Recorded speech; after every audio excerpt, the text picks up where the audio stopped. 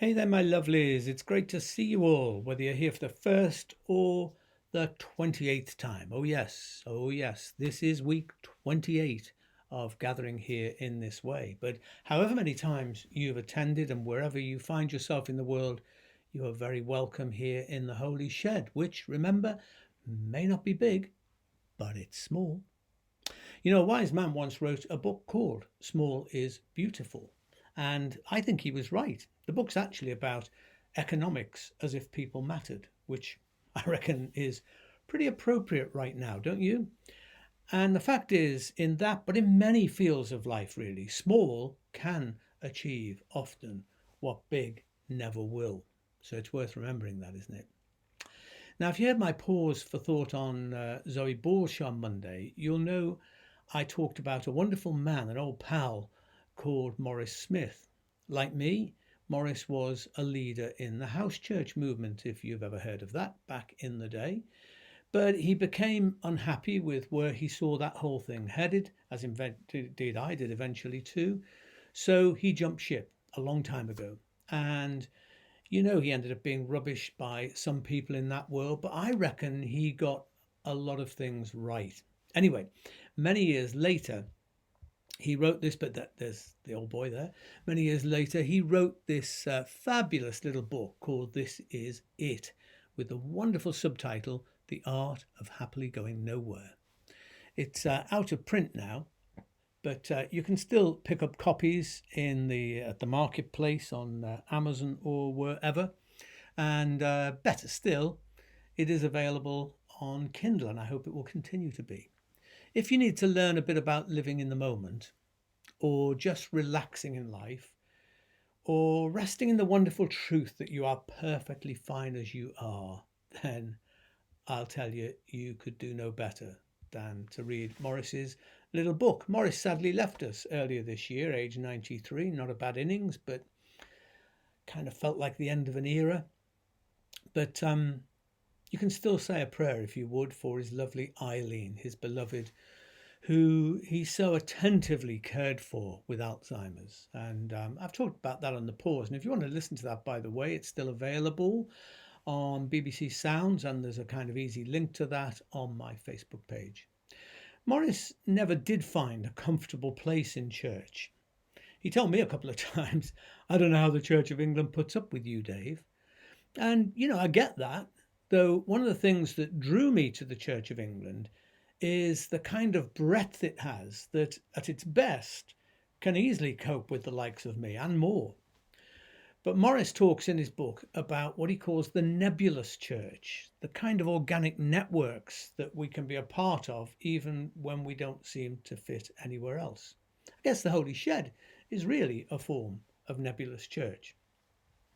I mean, look, I am part of an Anglican church community. I vicared a church community for 19 years. I encourage people, if they can, to find a church community where they can be at home. But I know that for some that's not realistic. And I know also that there are just hordes of good people out there with genuine spiritual aspirations who, with the best will in the world, will never fit into any church.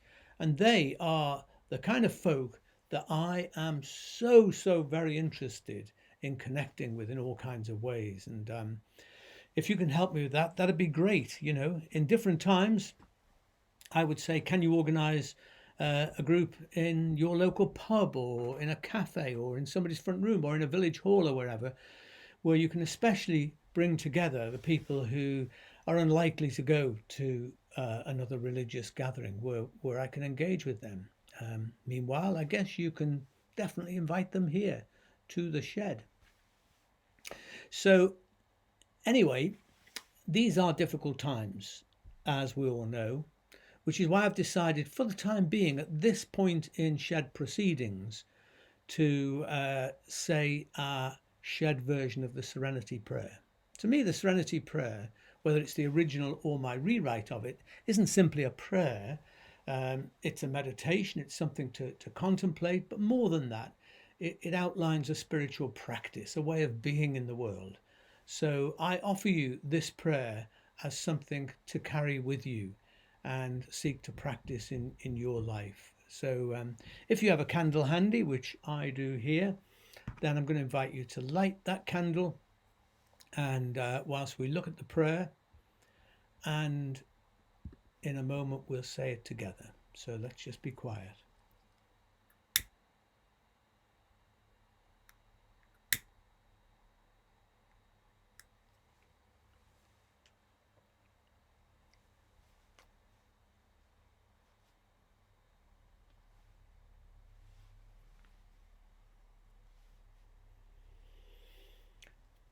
Please say with me, God, grant me the serenity to live fully and generously through circumstances I cannot control.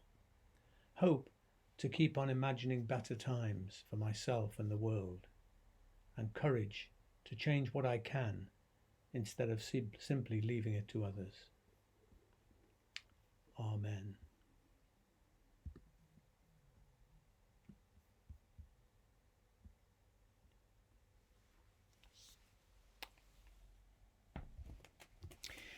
So here is a lovely book that I bought a couple of weeks ago, the Little Book of Humanism, with the subtitle Universal Lessons on Finding Purpose, Meaning and Joy. And it is indeed a little book by Andrew Capson and Alice Roberts, and it's one of those like wonderful Lou books, if you know what I mean. It's got some nice drawings inside, it's got lots of little pieces on different subjects and quotes, looking at things like diversity and equality, the unique you, science and progress, thinking about death, living well, and religion and faith, which actually, stick a pin there, this is probably my only beef really with this book, that it follows a kind of well-worn track of setting humanism up against religion.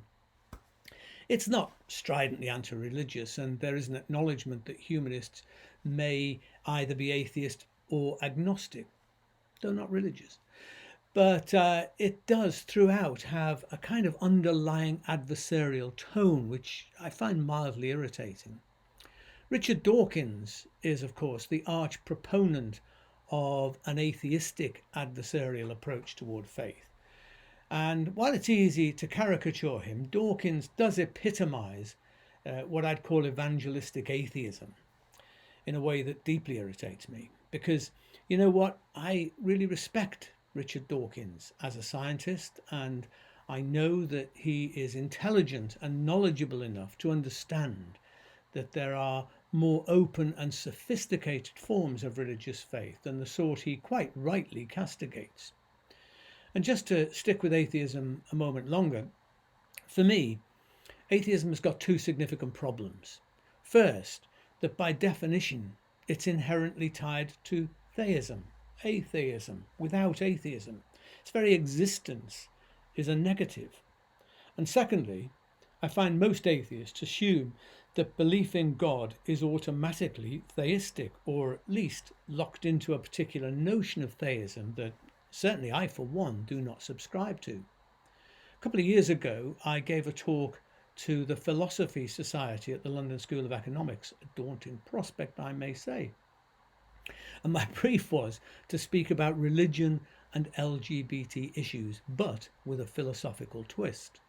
Well, relishing the opportunity with a twinkle, I announced my topic as I Met God, She's a Lesbian, Ontology for Bad Christians. It wasn't a facetious title, actually it was quite a serious title, because among other things the talk focused on the many unexpected and perhaps shocking ways and forms in which I believe God shows up in the world. The following day I received several emails of appreciation. One that particularly interests me read, I've always thought of myself as an atheist. I don't like religion. And to be honest, I wasn't well pleased when I discovered a priest was talking to us. I thought that we'd get a sermon, that you'd try to convert us or something. But you shook me to my roots, she said. I found myself agreeing with everything you said. By your definition of God, I'm not sure I can still call myself an atheist. I mean, look, I completely believe that science offers the best factual understanding of how the universe began with the Big Bang. 13.8 billion years ago. I believe in cosmic and biological evolution. I do not believe in a big guy in the skies who supernaturally intervenes in earthly affairs at will. I absolutely do not believe in everlasting punishment, and I could go on. And yet I still believe that the word God, in its feeble, broken human way, points to something real at the core of everything, regardless of what we call that. For me, Einstein really kind of hit the nail on the head. I've got a quote of him here, in which he said, "The most beautiful thing we can experience is the mysterious. It is the source of all true art and science. Those to whom the emotion is a stranger, who can no longer pause to wonder and stand wrapped in awe, are as good as dead. Their eyes are closed. The insight into the mystery of life, coupled though it be with fear, has also given rise to religion. To know what is impenetrable to us really exists, manifesting itself as the highest wisdom and the most radiant beauty, which our dull faculties can comprehend only in their most primitive forms. This knowledge, this feeling, is at the centre of true religiousness." Einstein wasn't a theist, yet what he names mystery corresponds, at least in some way, to what I understand by the word God.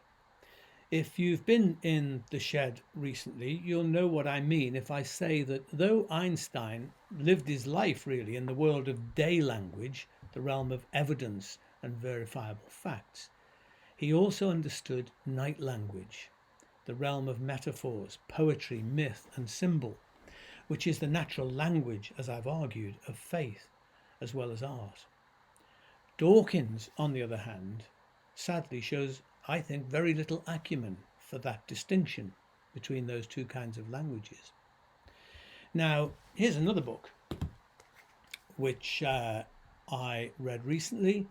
It's about humanism by A.C. Grayling, The God Argument, the case against religion and for humanism. And the book does actually exactly what it says on the tin. It's a book of two halves. The first half is called Against Religion, and the second is For Humanism. Well, most of what he argues against, I also reject. More annoyingly, pretty much everything that he is for, I also am for. And I just don't know why so-called secular humanists are so often very obsessed with religion.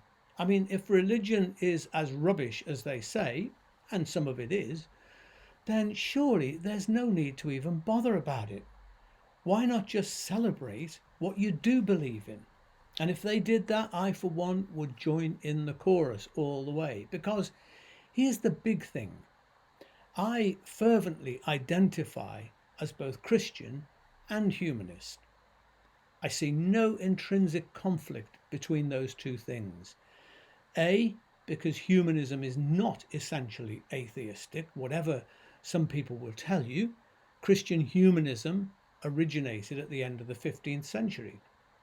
And B, because I'm convinced that Christianity actually is inherently humanistic, especially when viewed through the lens of Jesus of Nazareth. So let me explain what I mean here.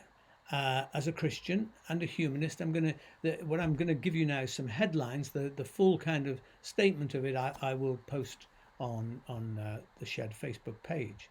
But let me go through these points. Number one is, I believe that our most basic reality is that we are earthlings. I think that's something we so need to get hold of today. Our most basic reality is that we are earthlings who share in the 4.6 billion year sacred story of planetary evolution, in which we are the newcomers, by the way.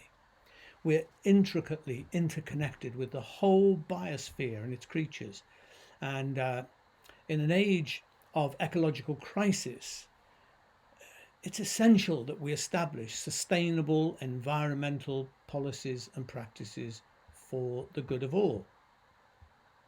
Secondly, I believe that regardless of differences of religion, gender, ethnicity, skin colour, sexual orientation, social status, whatever, what unites us most fundamentally is our common humanity.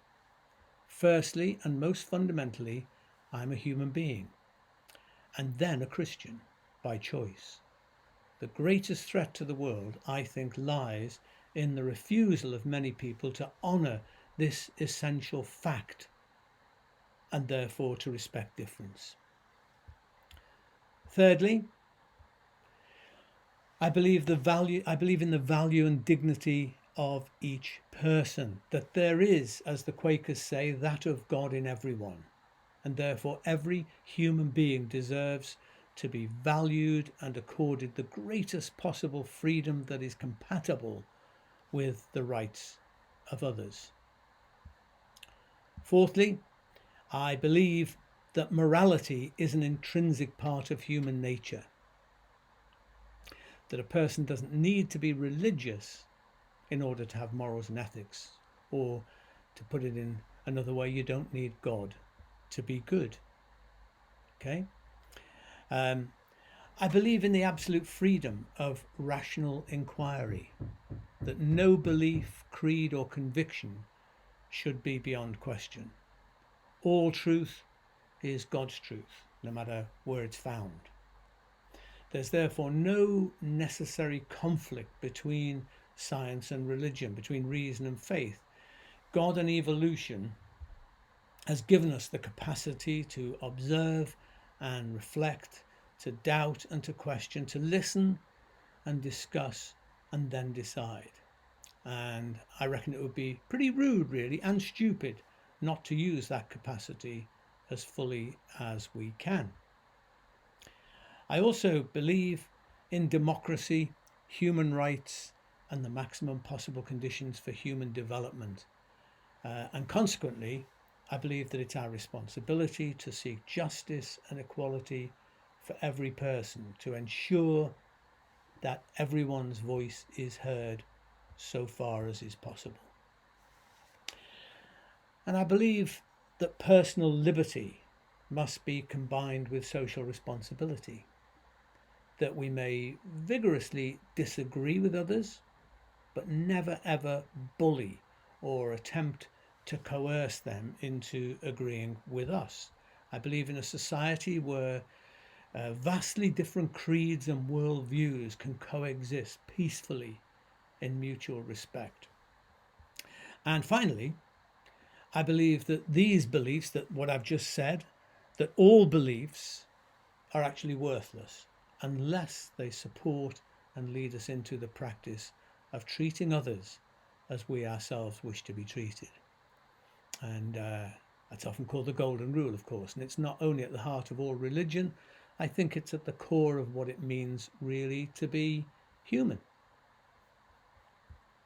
So, while Jesus never explicitly voiced these kinds of proposals that I've put forward today, I'm convinced they represent in modern form and idiom the sort of values and priorities that he embedded, that he instinctively pursued and proclaimed in the Gospels. So, for example, Jesus constantly affirmed the dignity and value of people who were marginalized, stigmatized, and whatever in his society: women, children, immigrants, so-called sinners, and the ritually unclean. He boiled the 613 laws from the Hebrew Bible down to just two basic essentials: to love God with all your heart and soul and mind and strength, and to love your neighbour as yourself.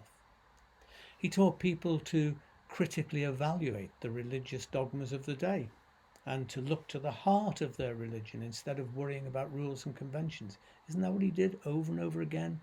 He kept on pointing people back to what is the true meaning, what is the heart of the thing, not the externality. At the same time as being kind and generous toward the poor, the excluded and the defamed, Jesus relentlessly criticized the wealthy and the powerful, and especially the self-serving religious establishment.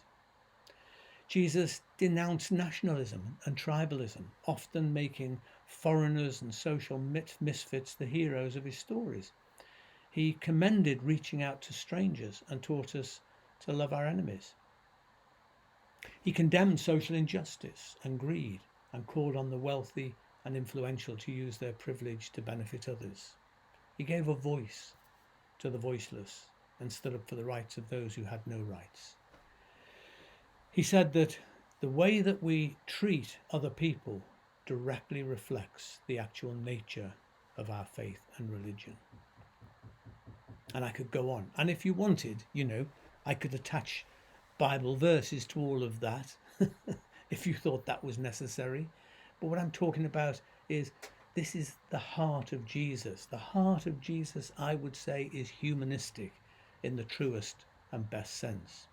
And these are the kind of things that actually make me a follower of Jesus, which keep me on the Christian path when I'm tempted to give up on it all. I've no difficulty with Jesus as the decisive revelation of God in human form, but frankly, I get truly and utterly bored with the retelling of the 4th century convoluted arguments about the deity of Christ. What I and others want, I hope you, is to push the world in a more humane direction. And for that task, we seek a Jesus who isn't that omnipotent God in a man suit that I've been talking about over recent weeks, but someone like us who looked for God at the centre of his life and called the world to join him. Someone who is the model of what it is to be human and showed us the humanity of God. So my personal notion of humanism is firmly grounded in what Jesus called the kingdom of God, especially in his explanation of this in the Sermon on the Mount. The kingdom of God isn't about a code of ethics, or it isn't a detailed program of action.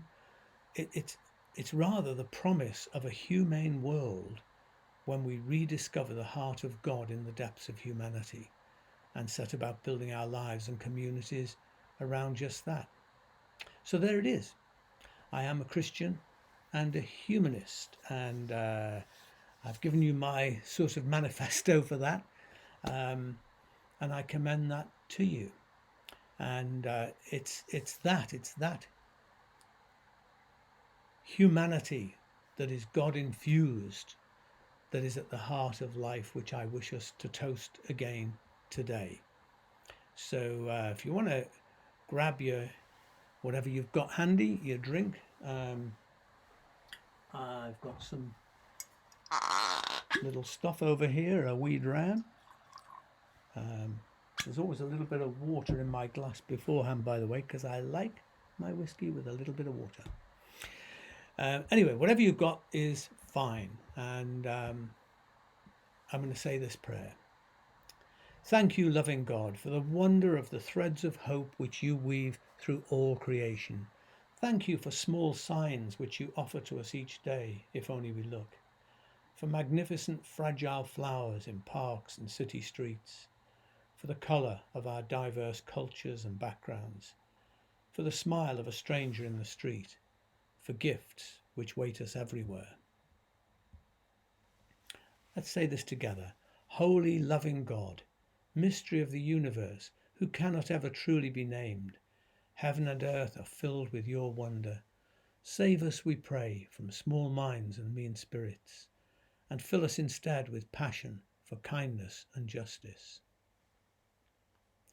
And so we toast the glorious beauty of life today, mindful of the Spirit of Jesus at work in our lives, in the ordinary and the everyday, in our desire to love as generously as he loved.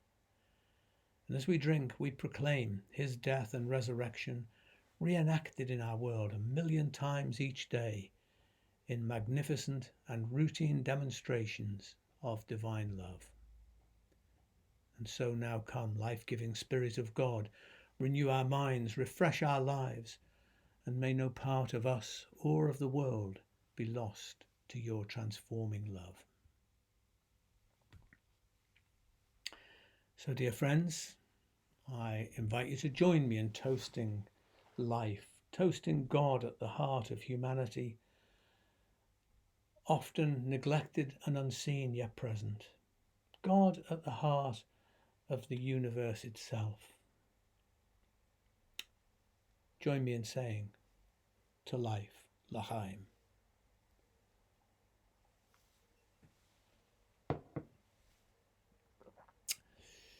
Okay, so I'm not going to give you a bird of the day today. Instead, I have got an icon, which I love. It's a Madonna and Child, of course, which is created by Brittany Richardson. It's got a kind of Irish Celtic feel. She said it was inspired by the Book of Kells. But oh, I so love this image of Mary here, this beautiful but fierce and feisty woman who has got a bit of a look of "don't mess with me" about her as she holds on to that which is precious to her. And I think what it says to me, apart from the obvious link to, the story itself, is it's saying to me that we need to treasure what is important to us. Treasure that of God within us. Treasure the people, the values, the outlook, which shapes who we are. It's a wonderful image, isn't it?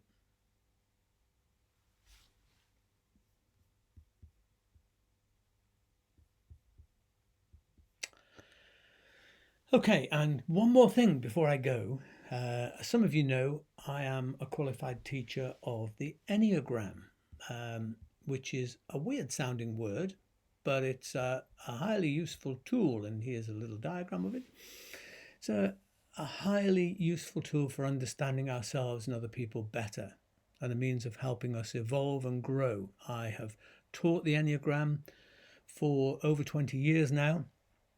I've taught it in churches. It was the basis of my pastoral work at St. Luke's in so many spheres.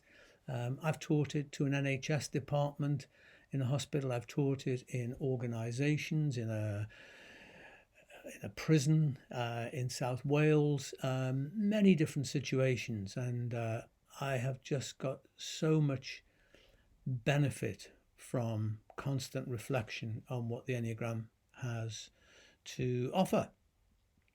Well, next month I was going to lead an Enneagram workshop in Bristol, but courtesy of the coronavirus, this is not happening in Bristol. It's now going to be much more widely available by Zoom, and I'm very grateful to Andy and Peter Murden, who were organising this and have now organised this Zoom version of the workshop. So if you are interested in being a part of this workshop, which will be for, 4 odd hours with a whole variety of things going on in it, then you can take a look at the Eventbrite page, which Andy and Peter have set up for it, and I've posted a link for that on Facebook on the Shed page. So if you're interested, I would love to have you join us for that. And this will be the beginning of stuff that I'm doing online with the Enneagram. This is an introduction to it, but there will be others later on which will be applying the Enneagram in different sort of spheres of life.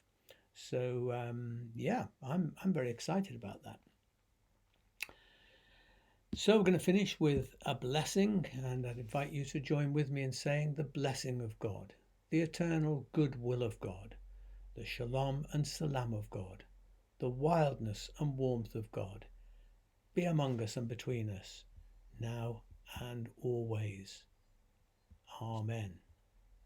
And if you've got any particular questions about the Enneagram, do get in touch with me. If you need a little bit of something to point you in the right direction, be in touch. Part of that course actually is that I will give you a little process to go through in which you can identify which type fits you, and knowing that will be part of what we hope will be the outcome of the day. Okie dokie, that's just about it for now then, guys. And I'm going to finish actually by giving you a wonderful little gift. There's an ashram in India. I think they call it the Gandhi ashram, actually, set up by a bunch of people who are working with children on the streets and so on. And they have set up a kind of record label of music called Empty Hands, and they've got some wonderful, wonderful stuff there. And I'm finishing really with a prayer that they have made musically, specifically with reference to COVID-19. So hope you enjoy this. Have a great week. Stay safe, and I'll see you very soon. Bye.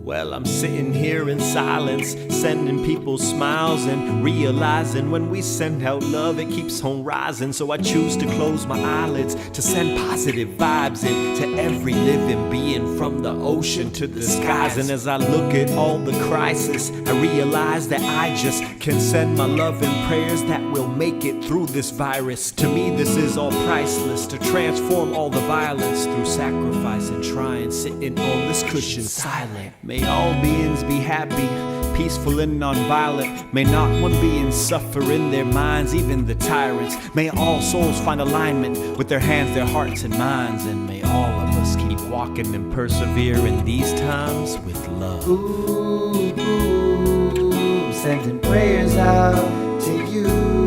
I'm sending prayers out to you. I'm sending prayers out to you.